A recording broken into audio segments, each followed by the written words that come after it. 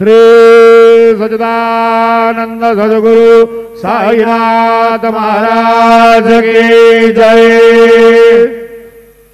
ओम श्वेतांगं श्वेतवस्त्रं सितकुसुमगणैः पूजितं श्वेतगन्धैः क्षीराब्धौ रत्नदीपैः सुरनरतिलकं रत्नसिंहासनस्थं दूर्भिर्पाशाङ्कुशाब्जा भयवरदरतं चन्द्रमौलिं त्रिनेत्रं ध्यायेशान्तर्दमीशं गणपतिममलं श्रीसमेतः प्रसन्नं नमः शम्भवाय च मयो भवाय च नमः शंकराय च मयसकराय च नमः शिवाय च शिवतराय च गुरुर्ब्रह्मा गुरुर्विष्णु गुरुर्देवो महेश्वरा गुरुः साक्षात् परब्रह्म तस्मै श्री गुरवे नमः।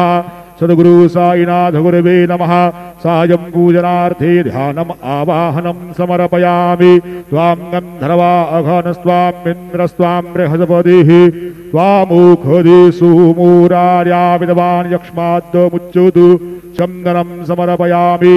अक्षं नामी मादं दयवप्रिया अधूघदु अस्तु घोदस्वभानवो विप्रानो विष्टोजामतेजो जानवेन्द्रते हरि अक्षदान् समर्पयामि। अहिरेव भोगैः प्रजेदिवाहुञ्जायां हेतिं परिबाधमानः हस्तगणो विश्वान् वयोनान् निप्पितवान् पुमान् पुमाग्गुंसं परिपातु विश्वताः हरिद्रादि कुङ्कुमनाना परिमल सकल सौभाग्यद्रव्याणि समर्पयामि।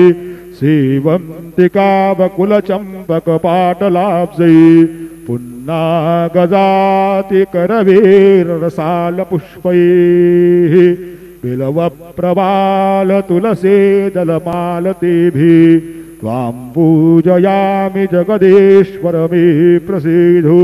ऋतुकालोद्भवपुष्पं समर्पयामि।